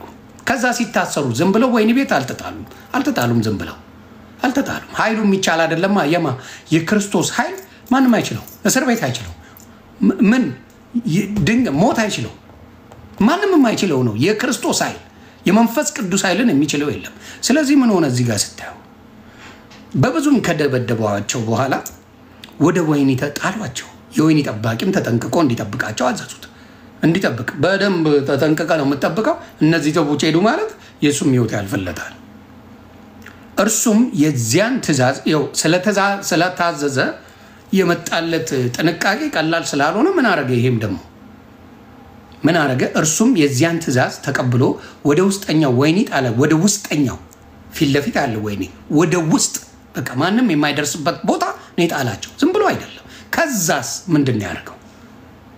ወደ ውስጠኛው ወህኒ ጣላቸው። እግራቸውንም በግንድ አጣብቆ ጠረቃቸው ይላል። ወደ ውስጥ ጥሎ ፊት ለፊት አይደለም ወይ ነው፣ ወደ ውስጥ ካለው አስገብቶ እግራቸውን ከግንድ አጣብቆ ነው ያሰራቸው። ከግንድ መጽሐፍ ቅዱስ ነው የሚናገረው። እኛ ተረት አናነብም። እኛ መሳሪያችን የጌታ ወንጌል ነው። መሳሪያችን፣ መዳኛችን፣ ወተቱ፣ ማሩ፣ ሁሉ ነገሩ መጽሐፍ ቅዱሳችን። ማንም ዓለም ላይ በተሰብከው አንድ አይነት ስብከት ነው። የትኛውም ዓለም ሄደ ብትነግረው የሚደነግጠው ወንጌል አይደለም። መጽሐፉን አንብቦ ነው እንዲያ አይደለም ብሎ የሚያመሳክረው እንጂ ኖ ከዚህ አትንካብኝ ከዚህ ንካብኝ ከዚህ አትጋብኝ እየተባለ እንደ የጾሙት ሰው የሚቀባበለው አይደለም የሚነካ ወንጌል ነው ከዛስ ምን አለ ጠረቃቸው ይላል በመንፈቀ ሌሊት ግን ጳውሎስና ሲላስ እየጸለዩ እግዚአብሔርን በዜማ ያመሰግኑ ነበር አስበው እንደኛ ዘመን ሰው ቢሆን ማለት ነው think about for a minute እንደኛ ዘመን ሰው ቢሆን ለኢየሱስ ብዬ ላንተ ብዬ ያንተን ዲያብሎስ አስወጥቼ መንፈሱን አስወጥቼ እንዴት ነው መደበደበው ብሎ የሚያቆርፍ ዘመን ነው ያለው እንዴት ነው መደበደበው እንዴት ነው ሚነኩኝ ለምንድን ነው የገረፉኝ ብሎ የሚጠይቅ እንጂ የሚያመሰግን አይደል ስለዚህ ምንድነው ያደረጉት እንደዛም ታስረው ተጠንፍረው ታስረዋል እኮ እነ ጳውሎስ የከፈሉት እያሉ ሌሎች መሰገን ምናቸውም ሳይነካ ዋው ሰምጬ ላንተ ጸለይኩልህ የሚል አጭበርባሪ መጣል አታላይ መጣል ዋው ባናቴ ተተክዬ ላንተን የጸለይኩት ማንንም ሳይነካቸው ማንንም አጠገባቸው ሳይደርስ በአንድ እግሬ ቆሜ ላንተን የጸለይኩት ብሎ ያሻል ማንንም ሳይነካ ምንም አጠገቡ ሳይደርስለት ይዋሻሉ ዋጋ እየከፈሉ ያደረጉት እንኳን ምን ሲያደርጉ ነበር እግዚአብሔርን ያመሰግኑት ነበር ምን ይያሉ በመንፈቀ ሌሊት ጳውሎስና ሲላስ እየጸለዩ እግዚአብሔርን በዜማ ማን ነበር የሚያመሰግኑት አልሰማውም እዚህ ጋር ማን ማርያምን ነበር የሚያመሰግኑት ገብርኤልን ነበር ሚካኤልን ነበር ዳዊትን ነበር የሚያመሰግኑት ማን ነበር የሚያመሰግኑት ጳውሎስና ሲላስ ያላመሰግኑት አንተ ፈጠር የምታመሰግነው ማን ሆነ ማን ነግሮ ነው you tell me ማን ነገረ ማን ነው እሱ ነው ያለ ጳውሎስና ሲላስ በታሰሩበት ሰዓት የሚሰብኩት የሚዘምሩለት ማን ነው እስቲ እንየው እግዚአብሔርን ያመሰግኑ ነበር ምን ታስረው ለምን ለማርያም ቢዘምሩ አታስፈታቸው እርግጠኛው ነኝ እነግራለሁ ለገብርኤል ቢዘምሩለት አያስፈታቸው ገብርኤል አይሰማቸውማ ካልታዘዘ ገብርኤል አይመጣ ሚካኤል ካልታዘዘ አይመጣ ቤት አርጎ መጥቶ ሊያስፈታቸው ስለዚህ ለእግዚአብሔር ዘመሩ ከዛ በዜማ ያመሰግኑ ነበር እስረኞቹም ያዳምጧቸው ነበር መኖቹ እስረኞቹ ይውል ሮሜ ላይ ሲናገር መጽሐፍ ቅዱስ ሮሜ 10:17 ሲናገር ምን ይላል ምንድነው ላንበው አንዴ እሱን ሮሜ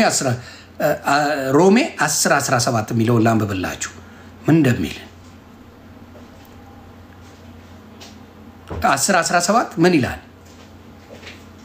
ሮሜ ምዕራፍ 10 ቁጥር 17 እንግዲያስ እምነት ከመስማት ነው መስማትም በእግዚአብሔር ቃል ነው ይላል ክብሩን እግዚአብሔር ይስወድ እንግዲያስ እምነት ከመስማት ነው መስማትም ከእግዚአብሔር ቃል ነው ይላል ከዛ እንመለስ ስለዚህ ማን ነበር የሚሰሙት እነዚህ ሰዎች የሚያመሰግኑት ማን ነበር የሚያመሰግኑት እግዚአብሔርን ነበር እግዚአብሔርን ያመሰግኑ ነበር የሐዋርያት ሥራ ምዕራፍ 16 ላይ እግዚአብሔርን ያመሰግኑት ነበር እግዚአብሔርን ያመሰግኑ ነበር ክብር ለኢየሱስ ይሁን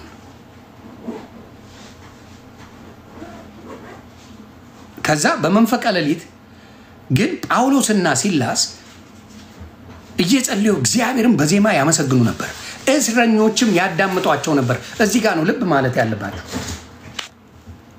እስረኞችም ያዳምጧቸው ነበር እግዚአብሔር ይመስገን እያሉ ሲያመሰግኑ እስረኞች ያዳምጡ ነበር እዛ ጋር የሮሜ 10:17 ላይ መስማት መዳን ከመስማት ነው መስማትም በእግዚአብሔር ቃል ነው ይላል መዳን ከመስማት ነው ከምትሰሙት ነው ሰሙ እየዘመሩ ነው እግዚአብሔርን እያመሰግኑ ነው ምናልባት እነዛ የተደበደቡበት ራቁታቸውን ተቀጥቅጠው እየታሰሩ እንዴት ነው የተደሰቱት ብለው እነዚህ እስረኞች ያስባሉ መቼም አንተ ስትደሰት ነው መቼም የምትዘምረው በመከራም ጊዜ እግዚአብሔር እንደሚመሰገን እነዚህ ሰዎች እያሳዩ ነው ከዛ ድንገትም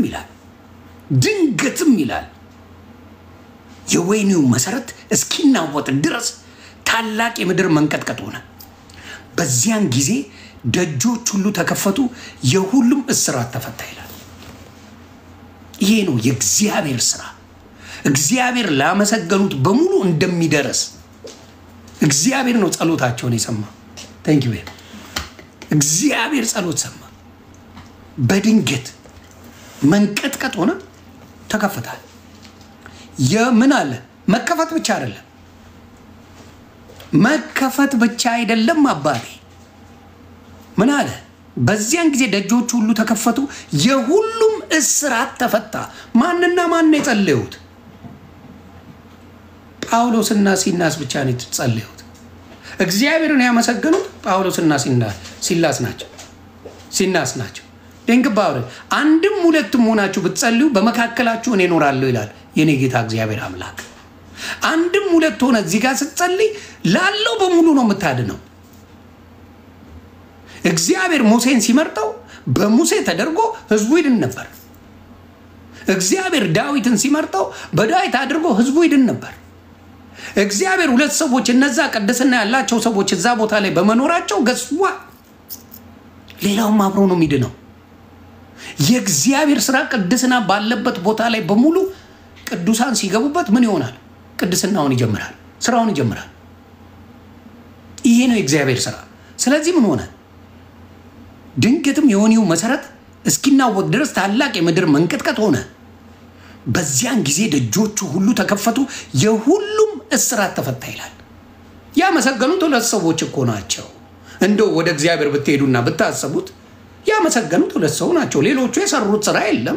አምላኪም ላይሆኑ ይችላሉ፣ እግዚአብሔርን የማያውቁት ሊሆኑ ይችላሉ፣ ምንም ላይሆኑ ይችላሉ።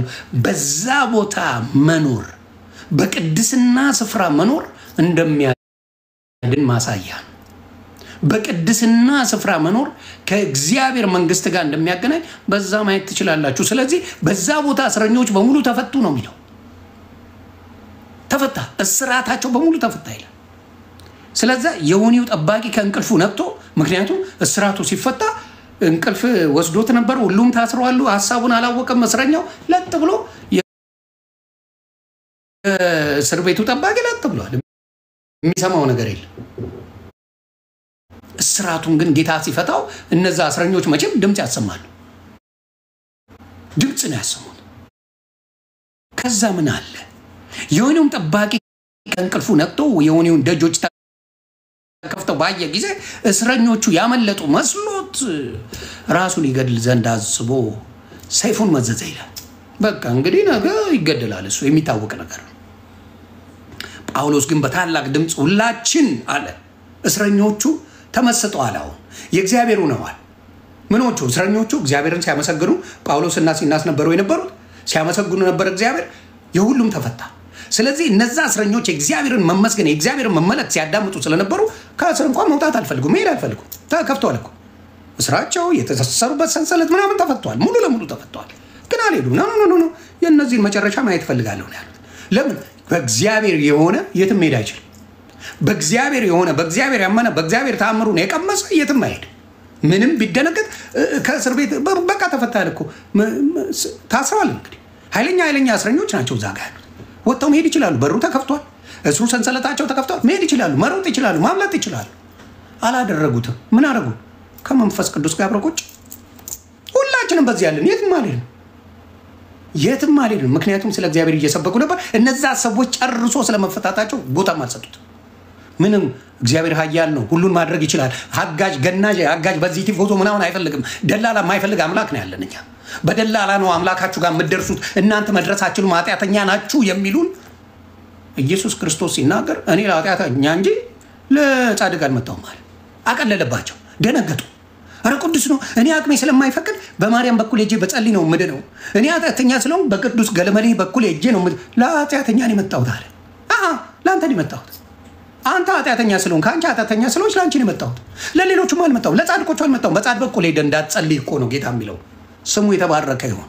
በጻድቅ በኩል ሄደህ እንዳትጸልይ፣ አቅም የለኝም እንዳትል፣ ሸክማቸው የከበደ ሁላ ወደ እኔ ኑ እኔም አሳርፋቸዋለሁ አለ። በጻድቅ በኩል እንዳትጸልይ፣ እኔ ለኃጢአተኛ እንጂ ለጻድቅ አልመጣሁም አለ የኔ ጌታ ኢየሱስ ክርስቶስ። የኔና የእናንተ አምላክ ኢየሱስ ክርስቶስ የመጣው በምንድን ነው? ለጻድቃን ሳይሆን ለኃጢአት ነው። ስለዚህ ምን ማጉረምረም አትችልም። በሌላ በኩል ላምልጥ ማለት አትችልም። ልሳት ማለት አትችልም። ለዚህ ነው ኢየሱስ ክርስቶስ ድንቅ አምላክ ነው የምልህ። ልዩ ነው፣ ጥበበኛ ነው የምልህ፣ ሁሉን የሞላው ነው የምልህ። ለእኛ በደም መሰሪያ ስለተፈለገ ደሙን ሰጥቶ እኛን ከኃጢአት አወጣ። ስለዚህ እዚሁ ያለው ነገር ይኸው። ጳውሎስ ግን በታላቅ ድምፅ ጮኸ፣ ሁላችን ከዚህ ያለንና በራስህ ክፉ ነገር አታድርግ ብሎ ጮኸ። እንግዲህ አስበው፣ ጠፍንጎ ያሰረ ሰውዬ ነው። ጠፍንጎሃል፣ አስሮሃል። ያውን ዘመን ሰው ቢሆን ምን ሊያደርገው ይችላል? ያንን ሰውዬ አጥፍቶት ነበር የሚሄደው። የእግዚአብሔር መንፈስ ቅዱስ ያለበት ግን ያሰረውን ሰውዬ ራሱ እንዳጠፋ ነው። ሁላችንም እዚህ ነው ያለነው። ፍርዱ ይገባላል እያለ እኮ ነው። ፍርዱ አይገባቸውም ብሎ የፈታቸው ግን የኔ ድንቅ አምላክ እግዚአብሔር ይባላል። የኔና የእናንተ ድንቅ አምላክ ፍርዱ ትክክል አይደለም ብሎ አናውጦ እስር ቤቱን ፈቶ የታሰሩበትን ሰንሰለት ፈቶ ፍርዱ ትክክል አይደለም ያለው የኔና የእናንተ አምላክ እግዚአብሔር ነው። ከዚህ በኋላ የተሰራ ድንቅ ነገር አለ። ምን አይነት ነገር ነው የተሰራው? እስቲ እንዘጋገብ። ምን ይላል? መብራትም ለምኖ ወደ ውስጥ ሮጠ፣ እየተንቀጠቀጠም ከጳውሎስና ከሲላስ ፊት ተደፋ፣ ሰገደላቸው። ከዚህ ጋር ሰገደ በሚለው እንስማማ። ይሄ ሰው አማኝ አልነበረም። እዚህ ጋር እንግባባ። ለሰው ይሰገዳል ብሎ እቺን ጥቅስ ብዙ የኦርቶዶክስ አባቶች ሲሰብኩ ሰምቻለሁ። ለሰው የሚሰገደው ለጳውሎስና ለሲላስ ተሰገደ ብለው የሚሉት ይሄ ሰው አማኝ አልነበረም። አማኝ አይደለም። አያውቀውም። ክርስቶስ ማን ይሁን አያውቅም። እንዴት እንደማያውቅ ደግሞ ዘግበሃል። እዚሁ ላይ ነው የሚነግርልህ። አያውቅም። ሰገደላቸው። ደንግጧል። የሚያውቀው ነገር የለም። በቃ ተርበትብቶ ምናምን ነገር ጧ ብሎ ወደቀላቸው። ምንድነው? እምነቱን አውቆ የሚሰግድ ነው ችግሩ። ምክንያቱም ዮሐንስ ራእይ ላይ ስትመጣ ዮሐንስ ራእይ አማኝ ነው። አምኖ ሲሰግድ መልአኩ እንዳታረገው ተጠንቀቅ፣ እኔም ከአንተና ከወንድሞች ጋር አብሬ የምሰግድ የክርስቶስ ባሪያ ነኝ አለ። አየህ፣ አውቀ ስትሰግድና ሳታውቅ ስትሰግድ ልዩነቱን ታያለህ።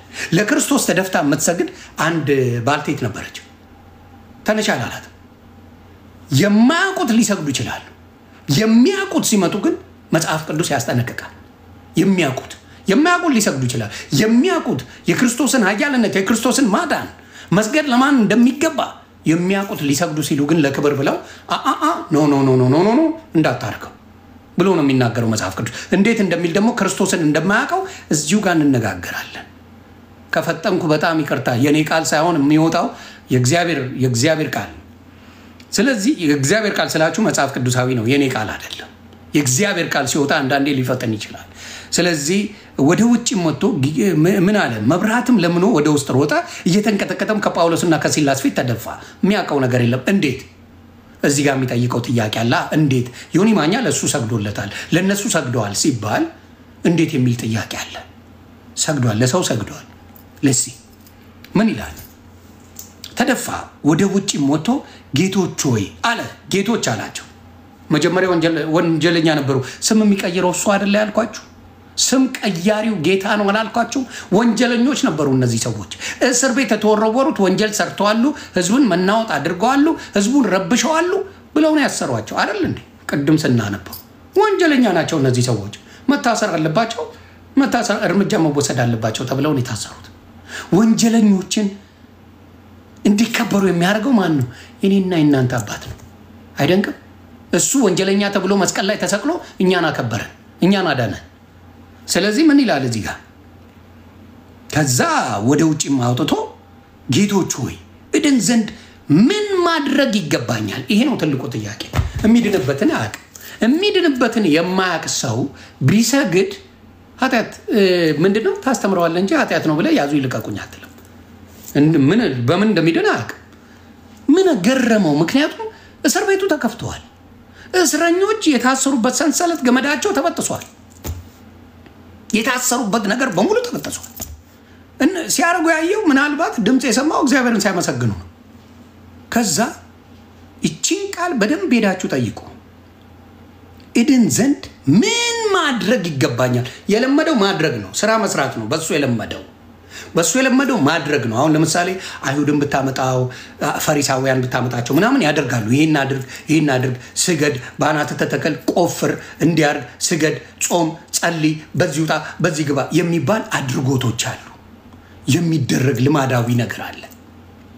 ይሄን አድርግ፣ ይሄን ስገድ፣ ይሄን ፍጠር፣ ይሄን ቁረጥ፣ ይሄን ፍለጥ የሚባል ተራራ ውጣ፣ ተመለስ፣ በአናትህ ተተከል፣ ገለመሌ የሚባል ትምህርቶች ነፋሉ። ስለዚህ የለመደው ምን ማድረግ ይገባኛል ያለው ምን ማድረግ በማን ነው የምታምኑትም ብሎ አልጠየቀም። ስለዚህ እምነት እንደሌለው በዛ ታውቃላችሁ። ይሄ ሰው እምነት የለው። ስለዚህ ገስቧሪ ሄደ። ምን አለ? እርሱም በጌታ በኢየሱስ ክርስቶስ ይላል እዚህ ጋር።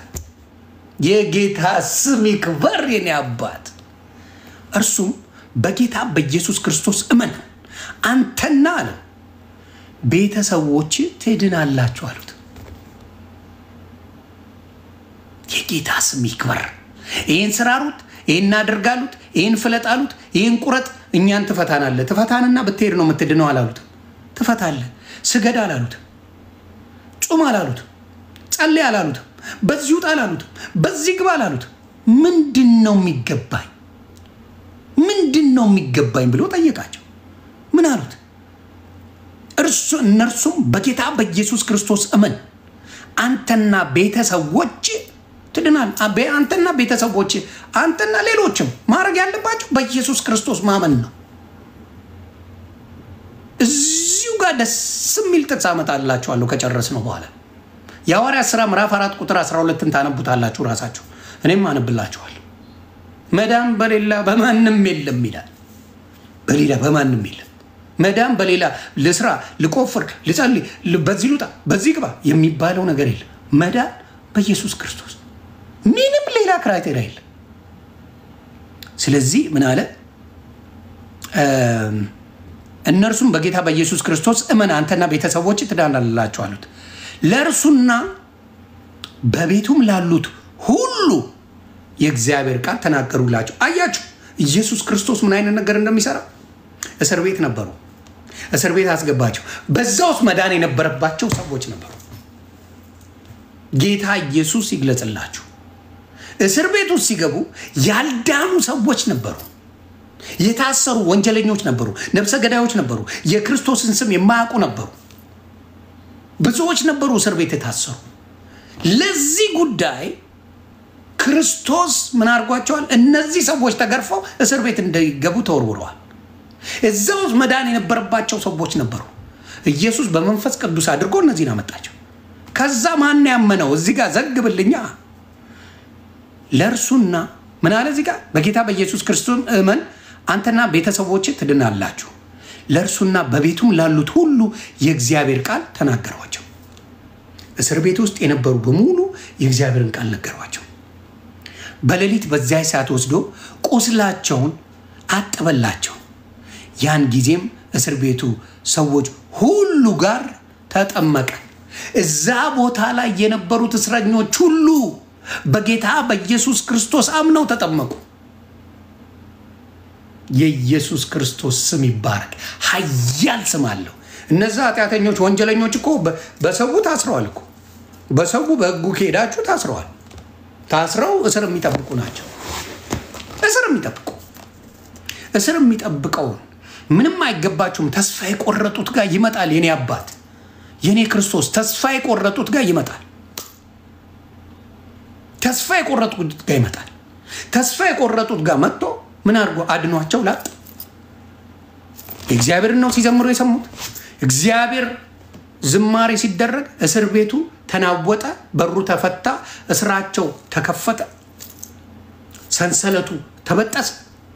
ከዛ በኋላ ምን ላድርግ ብሎ ግራ ገብቶት እነሱ ጋር ተደፋ።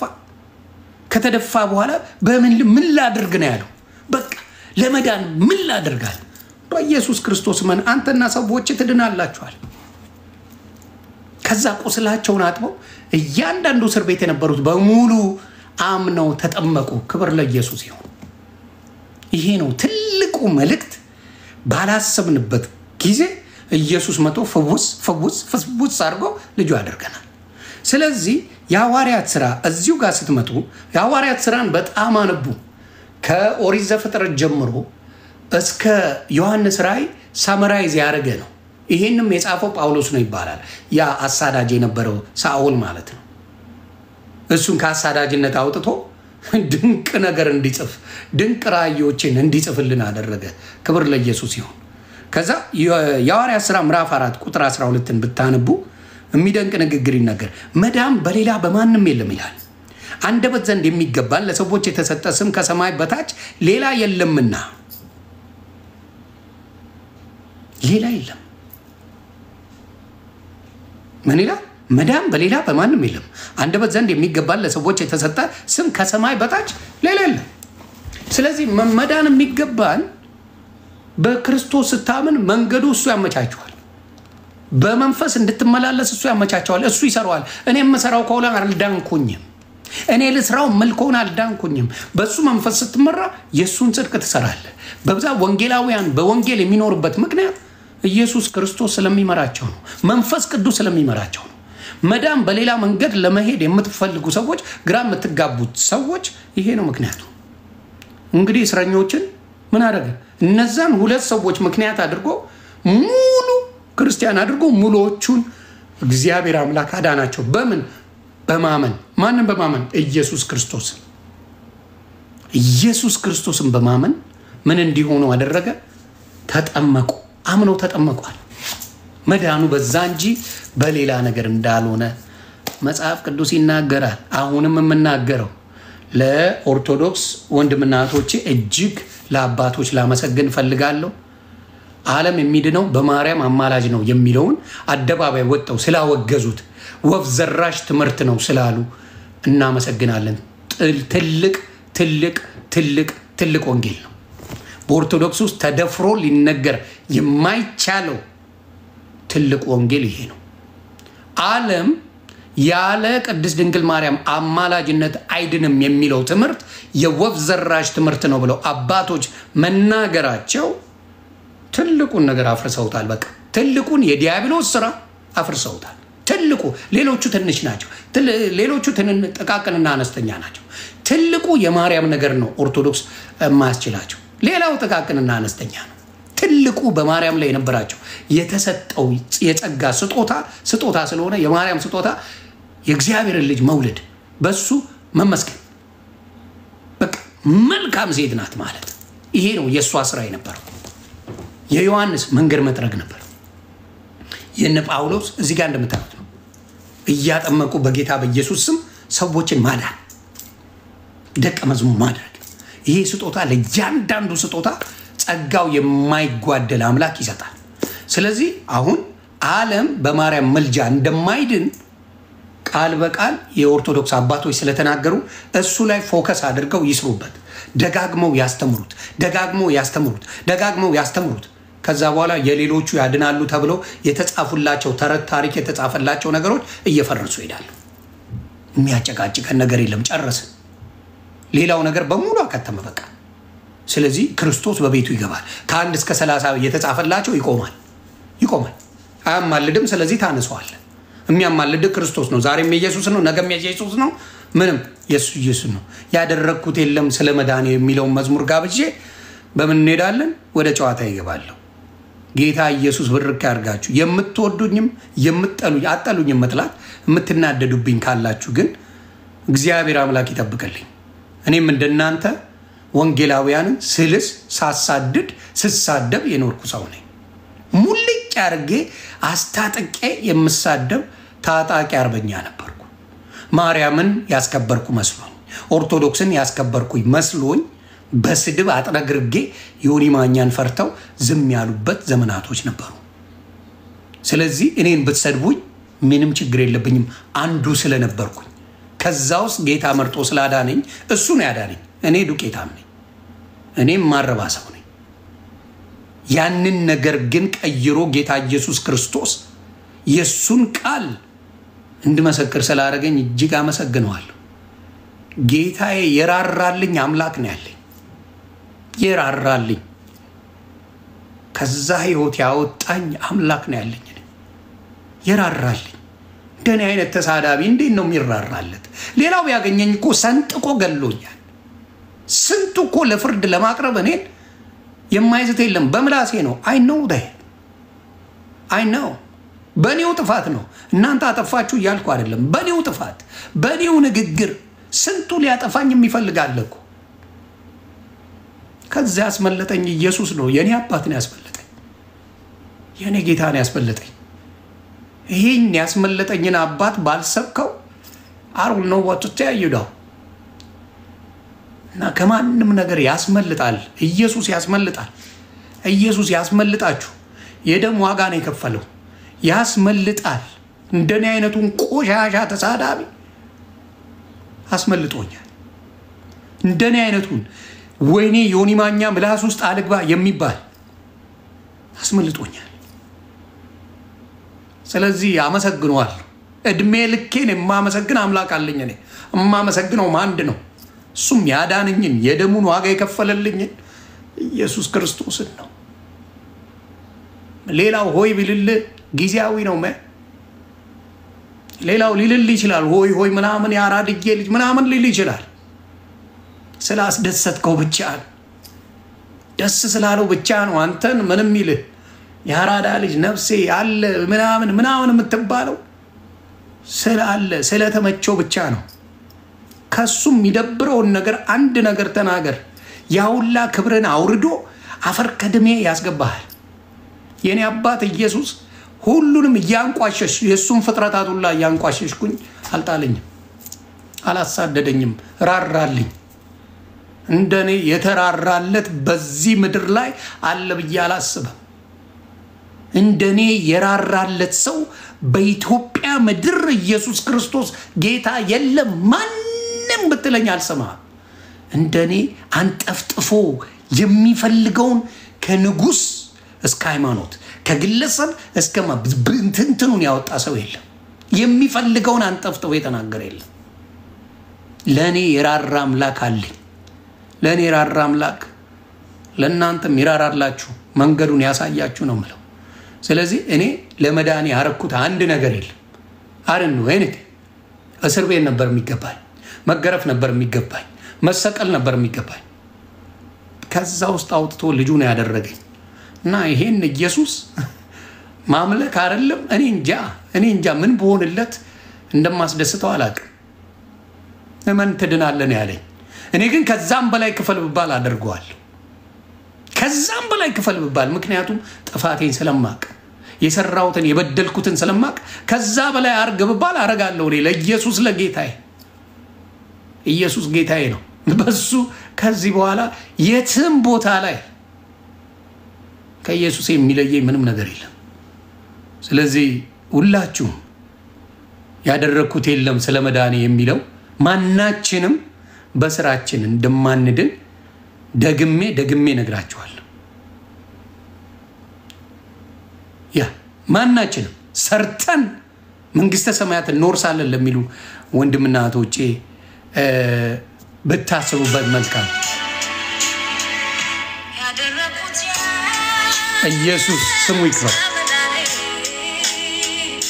ያደረኩት የለም ስለመዳኔ የለም ስለመዳኔ የከፈልኩት ስለመዳኔ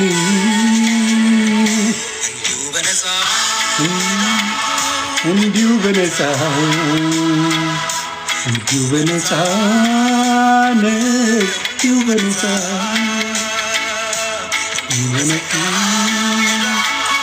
እንዲሁ በጸጋ እንዲሁ በጸጋ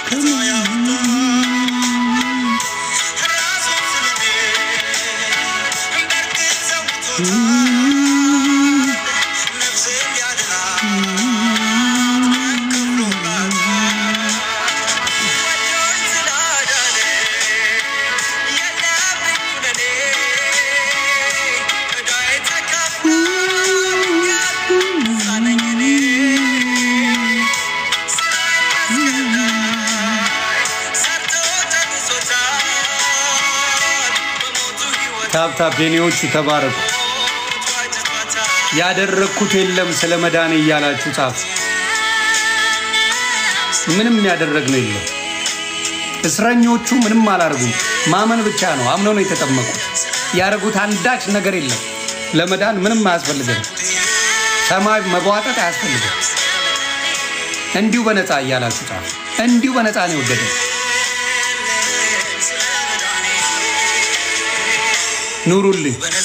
እንዲሁ በነፃ የዳን ነው። እንዲሁ በነፃ ነው የዳን ነው። እንግዲህ ከፍዬ ነው ምን ብዬ ነው የዳንኩት የሚል ካለ ደግሞ ትመጣል። እንዲሁ በነፃ ተባረኩልኝ።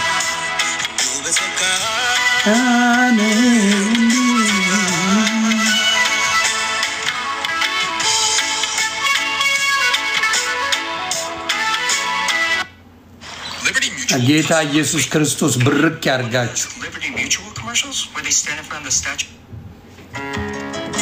ብርክ በል።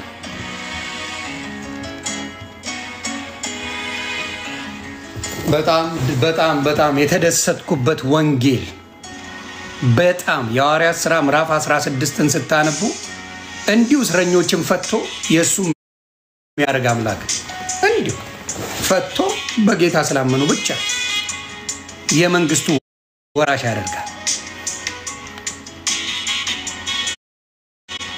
ኖ አረንሲ ለሚቼክ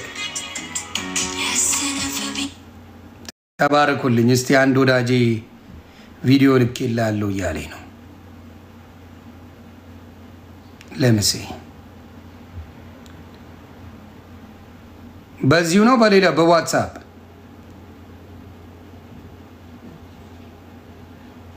ኖ አላክልኝም ብሮ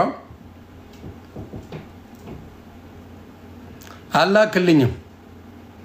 አሁን ዚህ ሴይንግ ኦልራይት ለእኔ መስሎ ለሌላ ሰው ልከ እንዳይሆን ብሮ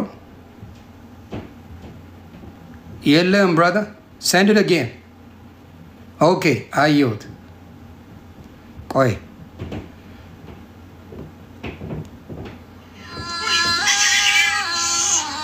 ይሄ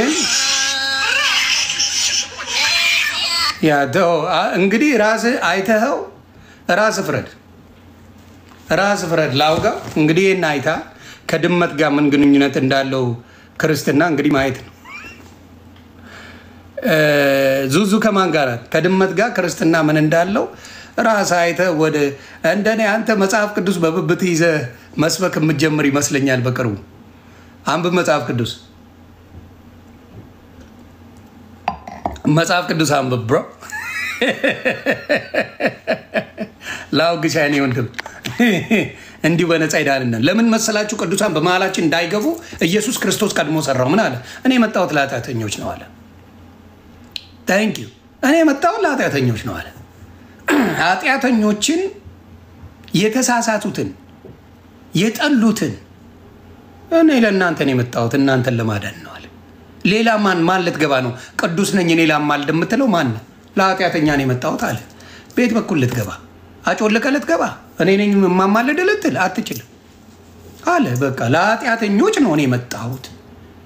ስለዚህ ለዮኒ ማኛ መጥቷል። አንተ ማነ በመሃል እኔን የምታስታርቀኝ ማነ? እሺ ቴልተም አባወረድ አለኝ። እንግዲህ የኦርቶዶክስ ወንድሜ ነው ላውጋው። እንግዲህ ነገራቸው ብሎኛል። ምንም ማድረግ አልችልም። የወንድሜን ፍቃድ ተቀብያለሁ። እንግዲህ ይውልኝ ከድመት ጋር ጨዋታ ጀምረዋል። የሰው ጨረሰው።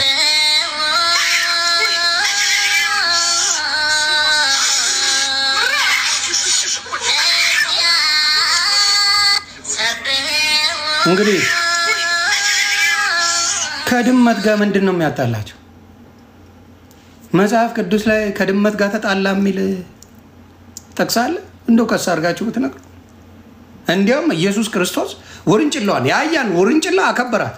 የዛ ጊዜ ተከብሮ ማያውቁ አህያ ውርንጭላ ሆሳዕና በአርያም ተብሎ ዘንባባ እየተነጠፈላት ተከብራ አህያ እንኳን ክብር የተሰጠበት ነው መጽሐፍ ቅዱስ የሚናገረው። እናንተ ከድመት ጋር ሙድ ትይዛላችሁ። ስለዚህ አንዳንዴ ማንበብን የመሰለ መልካም ነገር ከድመት ጋር ጸባውን ምን አገኛ?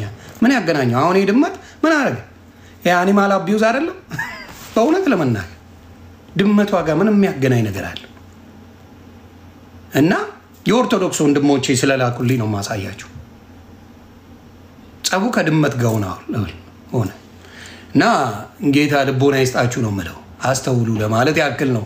ፋሚሊ ኤአይ ነው የሚል ደግሞ መጣል ይውል ኤአይ እንዳትሉኝ ምን ይሆን መሰለ ወንድሜ ሶፍትዌር ኢንጂነር ነው ላውጋው ይሄ ሶፍትዌር ኢንጂነር